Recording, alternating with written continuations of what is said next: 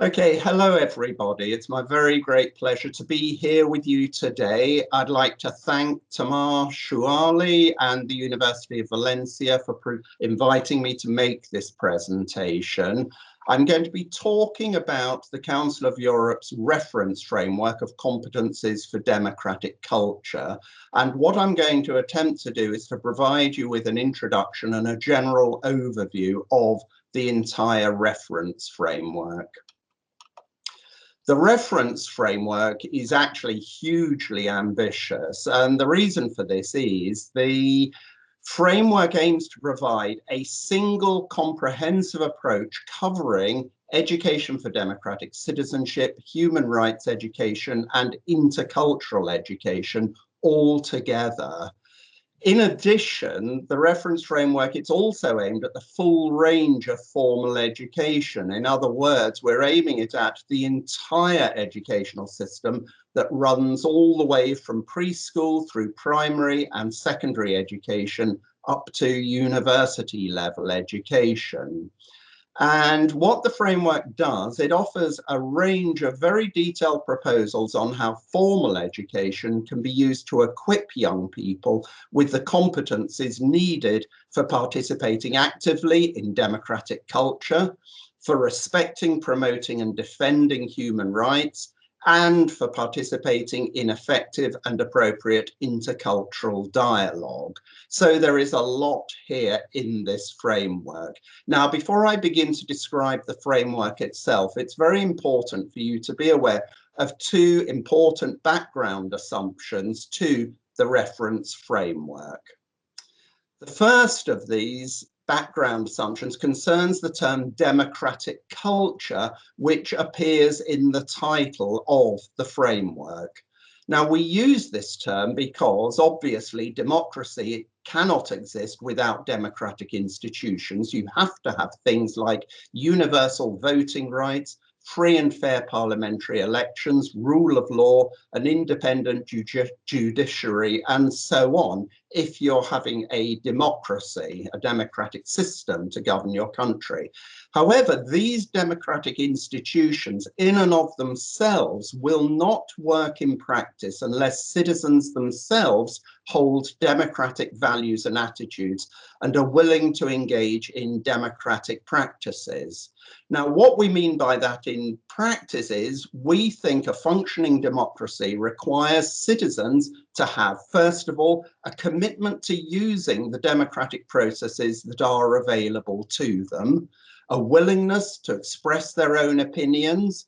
They have to have a willingness to listen to the opinions of other people. They have to have a commitment to decisions being made by majorities, and they have to have a commitment to the protection of minorities and their rights. And finally, they must have the conviction that conflicts must be resolved peacefully. This is what we mean by a democratic culture, where citizens have all of these commitments and willingnesses to engage in these various things. The second background assumption concerns intercultural dialogue. We claim that in a democratic culture, in culturally diverse societies, you have to have intercultural dialogue. Now, the reason for this is because a fundamental principle of democracy is that the people who are affected by political decisions should be able to express their views when those decisions are being made, and that decision makers should then pay attention to those views when they are making their decisions.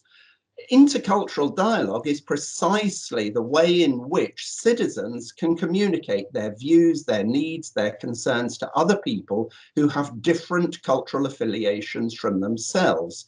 So this means in the case of a culturally diverse society, intercultural dialogue is absolutely vital for democratic discussion and debate and for enabling all citizens to contribute to political decision-making on an equal footing, irrespective of their specific cultural affiliations. So in other words, we are viewing intercultural dialogue as being crucial for democratic culture and for enabling democracy to function properly. Now, the reference framework, now we'll start to get into the substance of the framework. It was published in 3 volumes in 2018 by the Council of Europe. These are the 3 volumes. And what I will do is talk you through each of these 3 volumes in turn. Now, the first volume describes a conceptual model of the competencies that young people need to acquire if they are to participate effectively in democratic culture and in intercultural dialogue. The second volume provides lists of what are called scale descriptors for all of the competencies that are contained in the conceptual model. I'll come back to this concept of scale descriptors later on and explain what that actually means. And then the third volume of the reference framework provides guidance for ministries of education and for education practitioners on how the model and the descriptors can be used to inform educational policy and practice in 6 main areas. The first area is curriculum development. The second is pedagogical planning. The third is assessment practices. The fourth is the use of a whole school approach in schools. The fifth is teacher education and training. And the 6th area is how education can be used for combating radicalization. So what I'm going to do is talk you through each of these 3 volumes of the reference framework in turn. So I'll start with the first volume, which describes the conceptual model of competencies. Now, the conceptual model, essentially what it does, it provides a detailed description of the competencies that people require if they are to participate effectively in democratic culture and intercultural dialogue.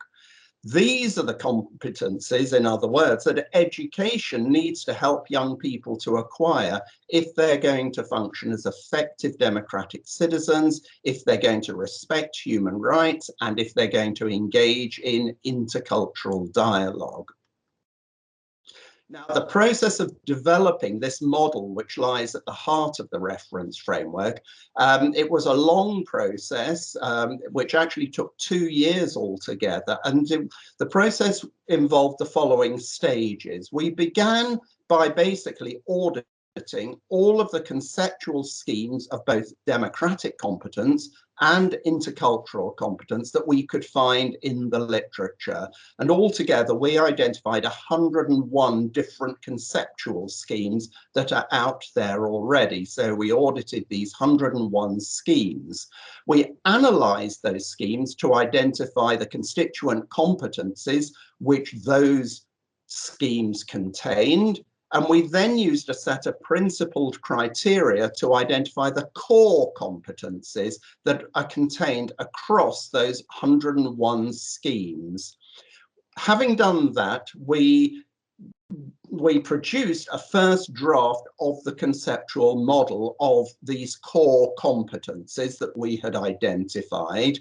And that first draft was then sent out in an international consultation. The document was sent to academic experts, to education practitioners, education policymakers, and to experts who'd been nominated by the education ministries of the member states. And the end result was the model received very strong endorsement in this consultation. But obviously, we received some very useful feedback also in the consultation.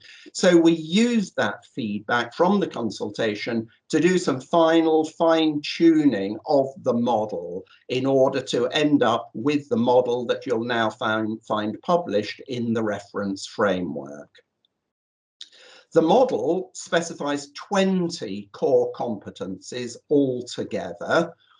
These are the competencies that we think young people need to acquire if they're going to function as effective democratic citizens and if they're to engage in intercultural dialogue. All 20 competencies are teachable, learnable, and accessible. That was crucial when we were developing the model to identify these sorts of competencies. And the 20 competencies in the model, they fall into 4 broad categories. The first group of competencies consist of values. The second group consists of attitudes. The third set of competencies are skills that are needed.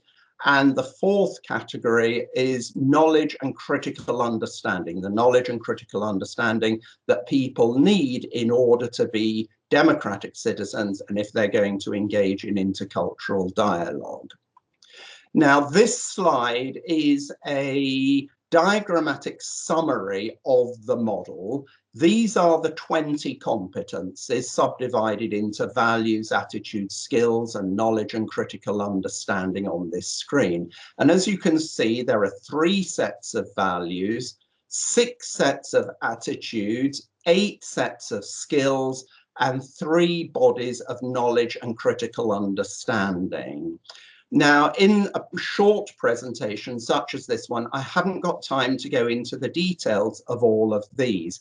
But if you look at volume 1 of the reference framework, you will find all 20 competencies described in considerable detail and broken down into exactly what we mean by each one of these competencies. So, for example, you'll find a detailed specification of what we mean by valuing cultural diversity, what we mean by civic-mindedness, what we mean by cooperation skills, or what we mean by knowledge and critical understanding of language and communication, for example. So if you want to find out more about these 20 competencies, do please take a look at volume 1 of the reference framework.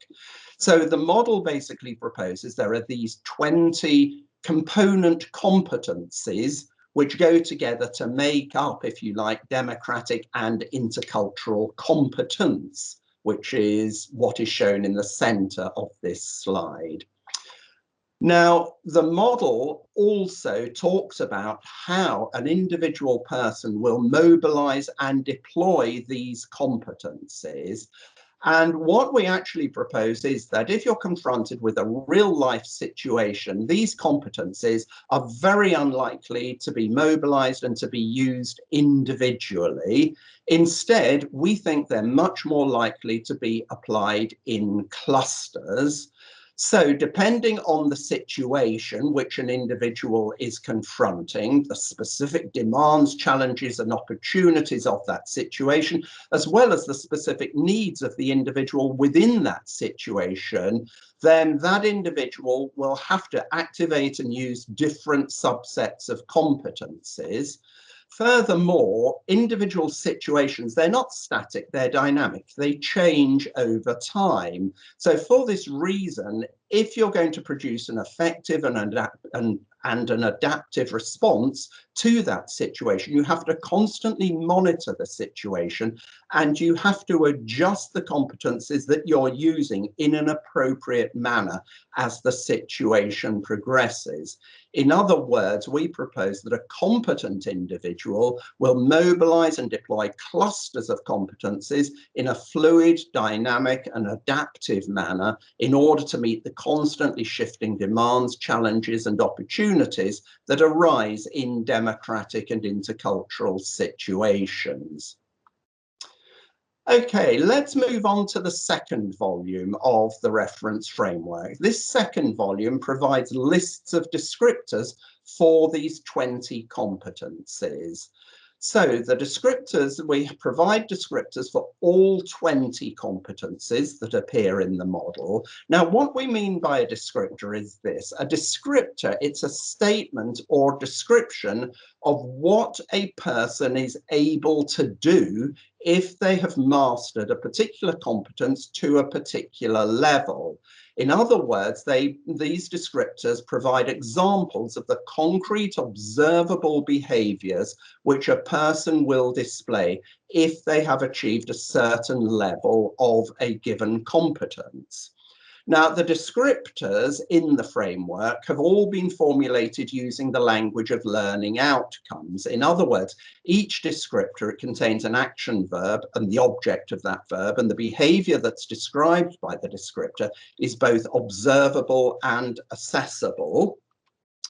Now, because they're learning outcomes, these descriptors can therefore be used for purposes of curriculum development, for pedagogical planning, and for assessment purposes. I'll say a little more about that as we go on.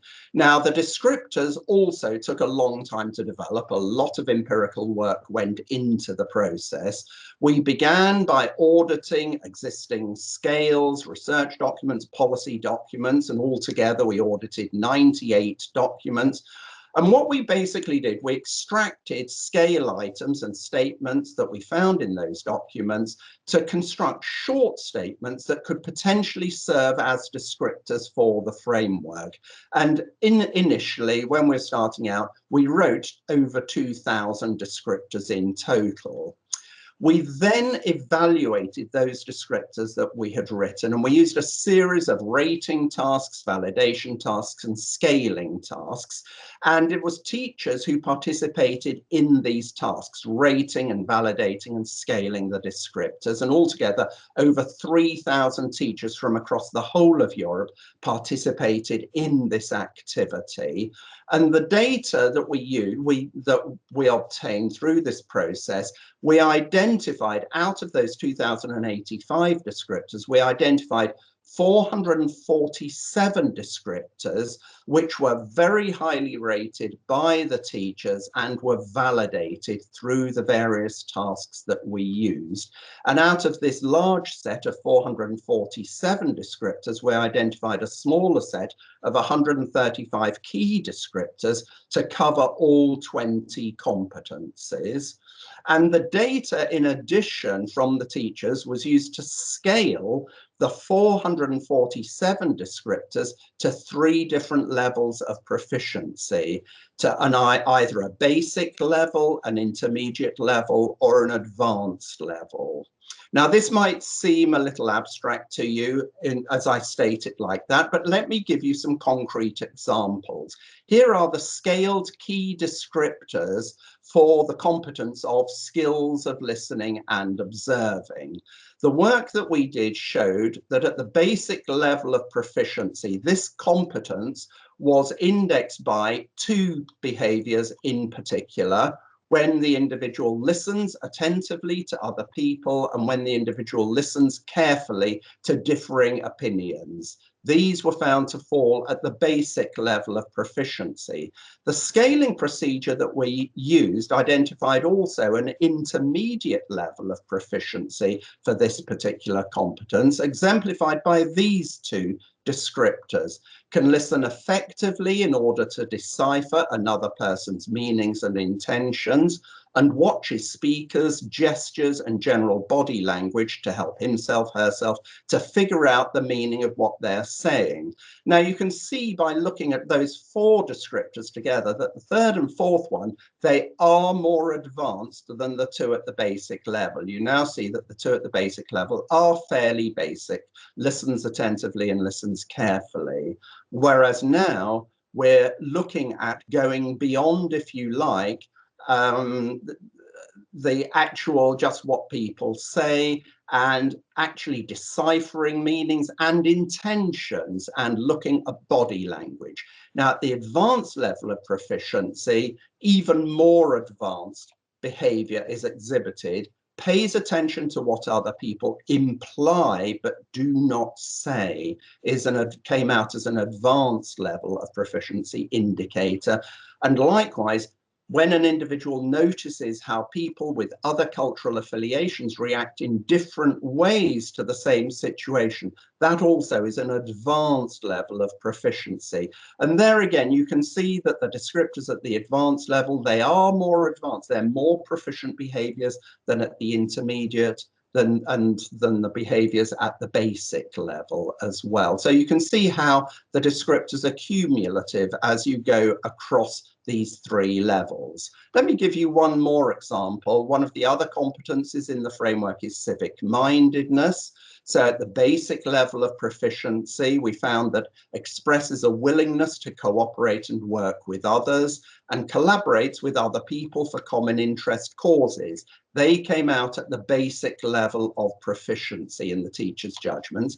The intermediate level of proficiency These are two examples of the intermediate proficiency level. Expresses commitment to not being a bystander when the dignity and rights of others are violated, and discusses what can be done to help make the community a better place.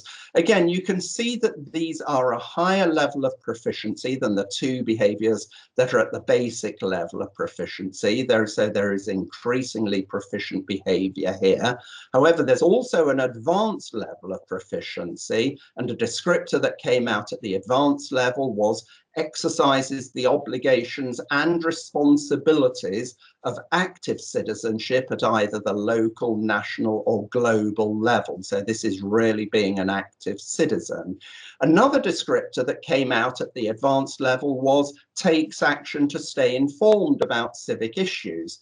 Now, this is an interesting case where you really do need data, I think, from teachers in order to scale these descriptors. When we originally wrote these descriptors, I thought this one would come out at a lower level of proficiency. Making sure that you're informed about civic issues seems like a fairly basic sort of thing that an individual citizen could do. But actually, it came out through the empirical work with the teachers that this actually falls at the advanced level of proficiency. It's more complex than, for example, the behaviours at the intermediate level of proficiency. So those are two examples of the scaled key descriptors that are contained in the reference framework. Now, an important point to note about these descriptors is that the scaling, it doesn't mean that once a person has achieved a certain level of proficiency, they can only increase their proficiency level still further. It's always possible that regressions can occur. For example, this might happen as a result of a change in the social environment for the individual. It could happen because there's a shift in the political climate of a country, an encounter with someone from a previously unknown cultural background. You could have a regression, or you can have a regression because of an unpleasant or traumatic personal experience, for example. Now, if this happens, learners may require additional support for returning back to the higher level of proficiency if regressions do take place. In addition, a really important point to notice is you can have a learner who can be at different levels of proficiency on different competencies. If a learner, for example, is at an advanced level of proficiency on, for example, empathy, this does not mean that they're at an advanced level of proficiency on the other 19 competencies. Instead, they might, for example, only be at a basic level of proficiency on, for example, valuing human dignity and human rights, or on self-efficacy, for example. Empathy is not necessarily correlated with or tied to the same level of proficiency on other competencies. And that's important, and a very important point to take on board.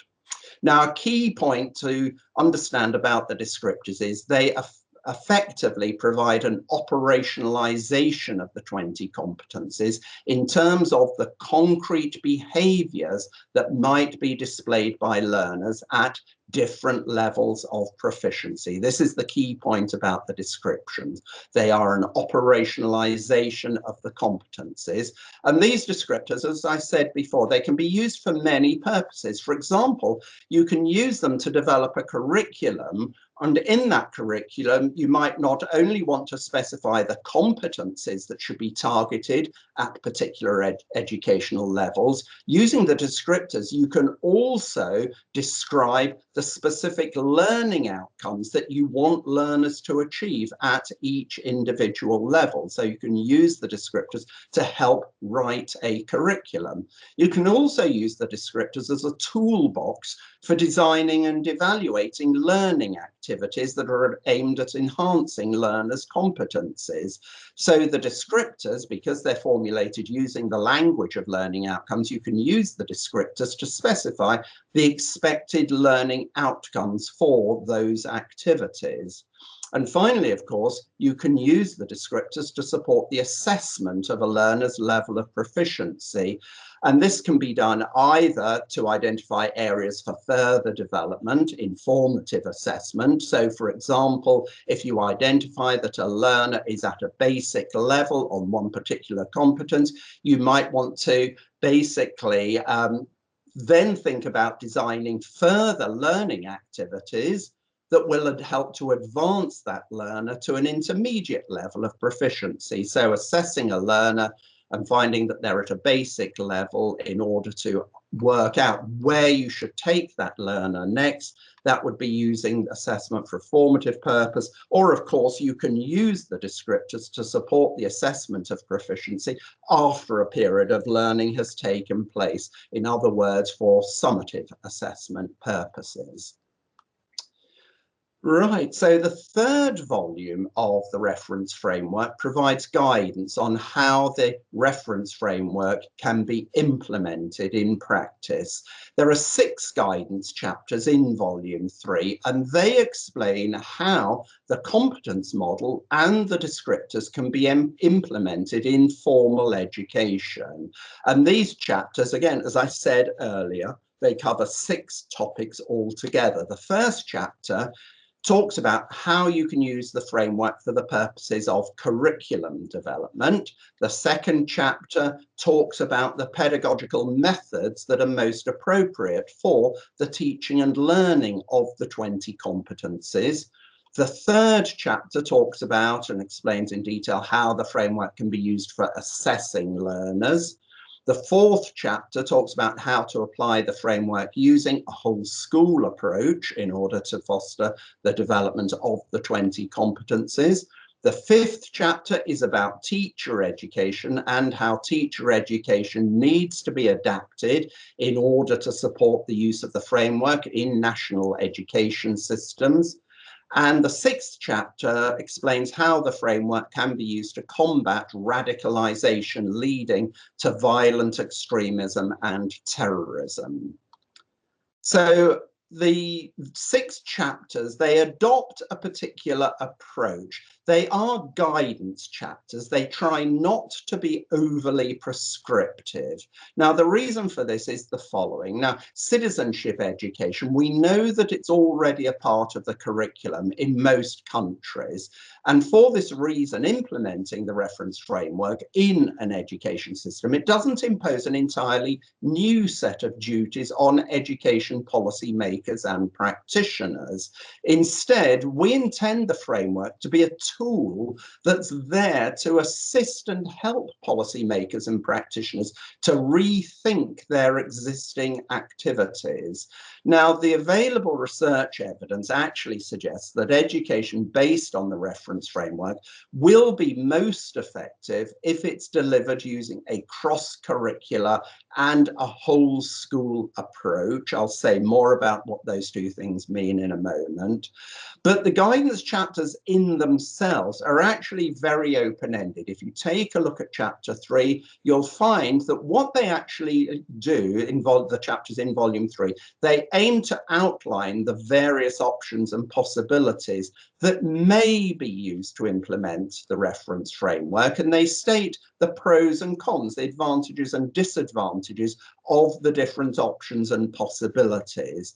But we deliberately have left all decision making about which options should actually be used in implementation to local policymakers and practitioners, because they are the people who have the detailed understanding of the national and local context in which they are operating. So we're not attempting to impose a set of prescriptions from the centre upon the whole of Europe. Rather, here is a set of recommendations, guidelines, suggestions, options, possibilities, and it's up to the local users to actually make their choices on how to implement the framework in a way that's suitable for them and their educational contexts. So very quickly, I'll just run through the 6 chapters and say a little more about each one of them. The chapter on curriculum, which starts volume 3, it starts off by discussing the principles of curriculum design. So it talks about things like, for example, horizontal and vertical coherence in the curriculum, the need for progression in the curriculum, the relevance of the curriculum for learners, transparency in the curriculum, and avoiding curriculum overload. These sorts of principles that curriculum designers always take into account, or always should take into account, when they're developing a new curriculum. In addition, this chapter on curriculum, it explains how the framework, and by that I mean both the model of competences and the descriptors, can be used for, first of all, auditing and reviewing the prescribed curriculum which currently exists that a school is using, to identify where democratic and intercultural competencies may be targeted as suitable learning outcomes. So for purposes of auditing and reviewing the existing curriculum, but it can also be used for developing that curriculum. For example, if you find that the existing curriculum only covers or allows coverage of perhaps 10 of the competencies, you might be able to develop the current curriculum to ensure that all 20 competencies are fostered in learners instead. The chapter also talks about how to develop a cross-curricular approach. Now, this is a key feature of the reference framework. We think that the implementation of the reference framework will be most satisfactory if it's implemented in a cross-curricular manner. And what we mean by that is the responsibility for fostering democratic competencies in learners is distributed and incorporated across the entire school curriculum in an appropriate manner. So, for example, this isn't just a matter for teachers of civic education or teachers in social studies to do. We think that the reference framework can actually, the competencies in the reference framework can actually be targeted, for example, even in the natural sciences and in mathematics as well. For example, in mathematics, you might set up a group project which relies upon cooperative principles, learning principles, and learners have to cooperate with each other. They have to listen to each other, use their listening and observing skills. They have to communicate with each other using their linguistic skills. They have to think about materials, use analytical and critical thinking skills, and so on. So even in a mathematics project, you can be targeting some of these competencies. So this is what we mean by a cross-curricular approach, an approach where every single school subject is harnessed, if you like, to foster these competencies in learners. So the second chapter, guidance chapter, is on pedagogy. This chapter also starts off by discussing the principles, in this case of pedagogical planning. So it talks about the role of experience and the role of comparison, analysis, reflection, and action in teaching and learning. And then this chapter reviews the wide range of teaching and learning methods that are suitable for fostering the development of democratic and intercultural competencies in learners. And these mean or include, first of all, teachers need to model democratic and attitudes and behaviors in their own behavior, the way that they interact with students in their class. They need to implement democratic processes in the classroom as well.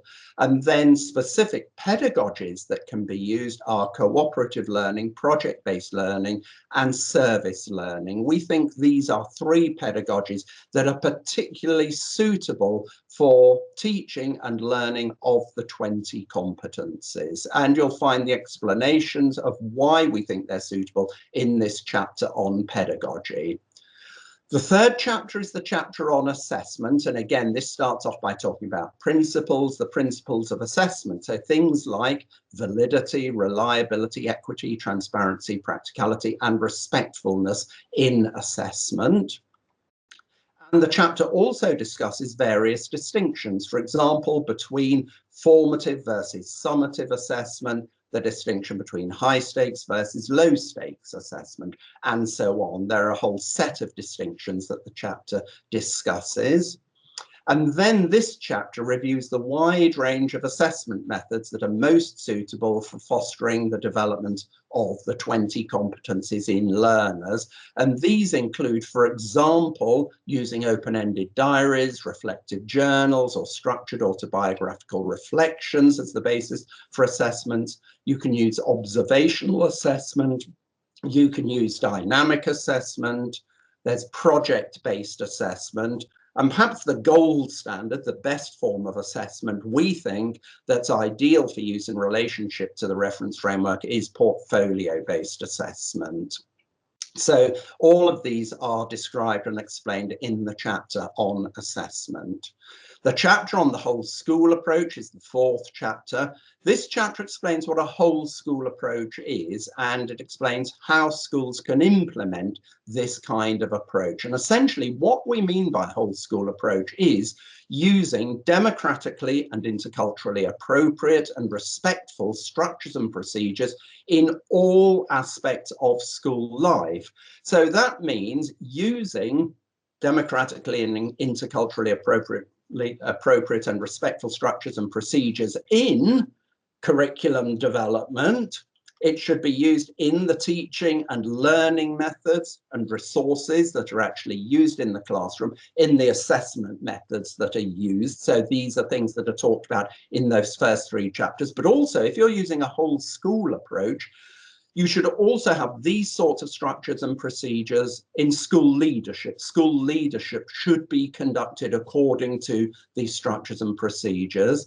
Governance and decision-making within the school should also be using these principles. The relationships between members of staff, between staff and students, and between students themselves within the school should also basically be democratically and interculturally appropriate and respectful.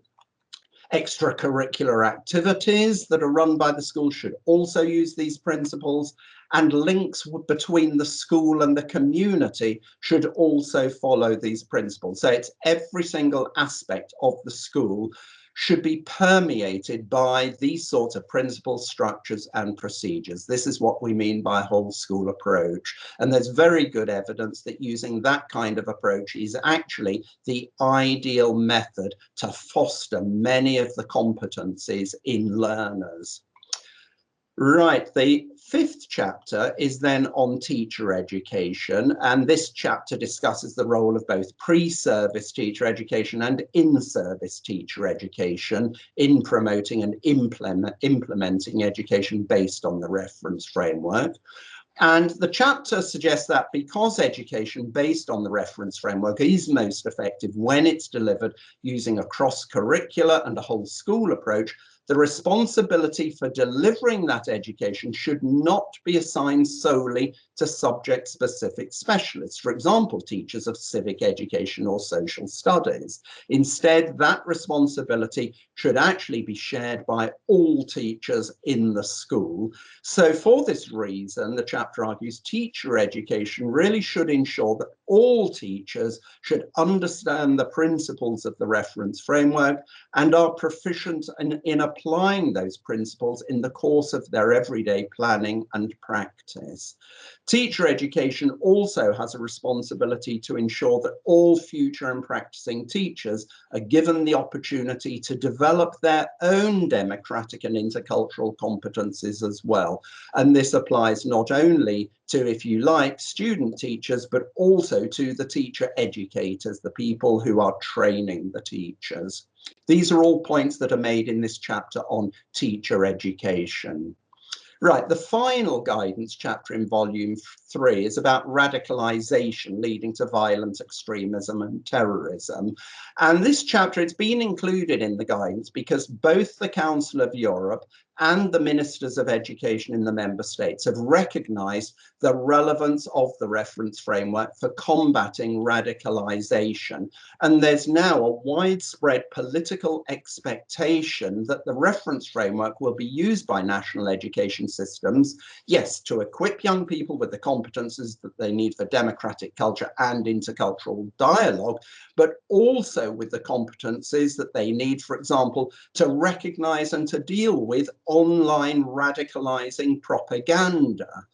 And the most pertinent competence here is analytical and critical thinking skills. If you have those skills and you're confronted with this propaganda, you should be able to deconstruct that propaganda and see it for what it is. Second of all, if you're equipped with these competencies, you should be able to recognize and respond to hate speech in the news media and online. So, for example, one of the competencies, knowledge and critical understanding of media. You will be equipped with that competence. And so you should be able to identify hate speech when you encounter it. And you should also be equipped with the competencies of valuing human dignity, valuing human rights, and valuing democratic processes. So the chapter on radicalization explains in detail why and how the reference framework is relevant to building resilience to radicalization. This is by building young people's democratic and intercultural competencies. This will build learners' resilience to radicalization. So there is an implicit philosophy underlying the reference framework, which I hope you're beginning to pick up on here during the course of this presentation. But these, I think, are the key messages which I would like you to take away from this presentation.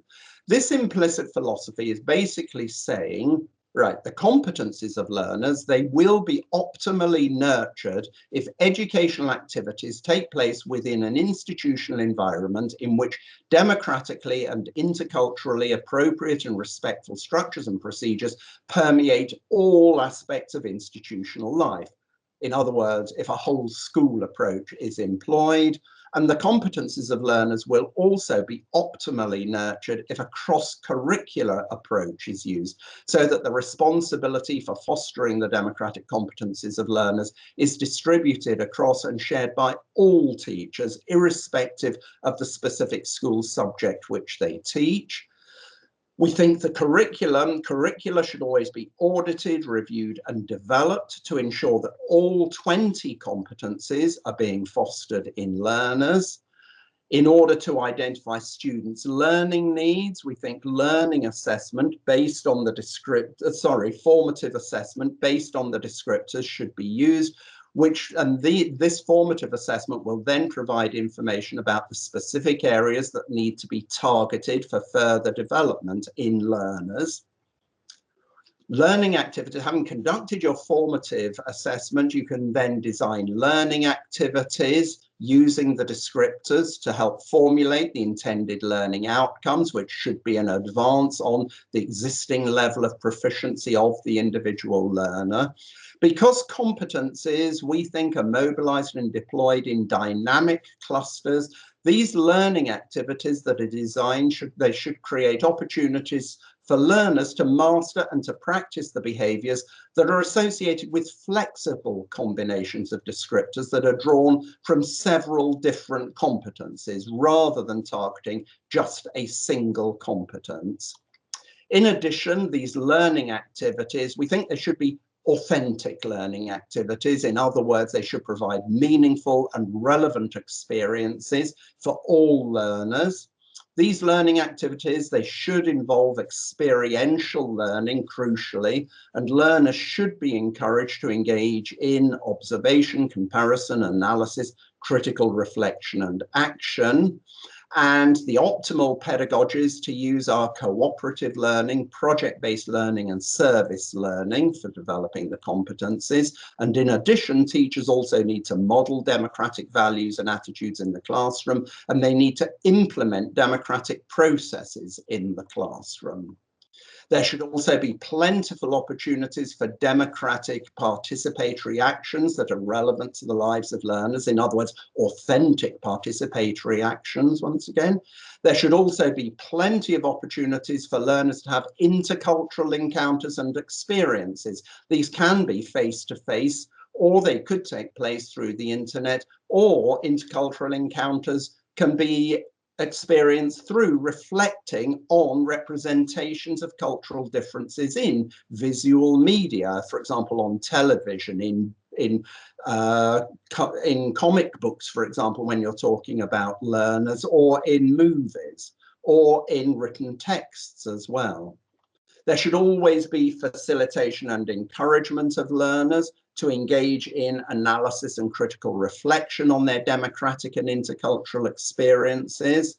Summative assessment should be used at the end of a period of learning. This should be based on the descriptors in order to identify which learning outcomes have or have not been achieved. And the results of summative assessments can then be used to identify further learning needs in learners, which can be targeted in the next cycle of learning. So in other words, the results of summative assessment can be used for formative purposes. You can take them to identify the next stage of learning that learners need to engage in. So those are the take-home messages. I'll end at this point. I'll just conclude by saying you can find out further information about the reference framework at this place on the web. This is the web link you'll need. There's a lot of information available there.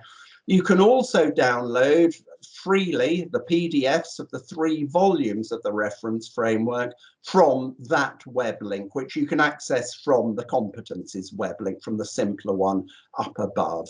So I'll end just by saying thank you very much indeed for listening to this presentation, having the patience to listen to all of these words in what's been a fairly rapid whistle-stop tour through the reference framework. And I must end by acknowledging that the reference framework is a product of the work by the Council of Europe. Thank you very much indeed.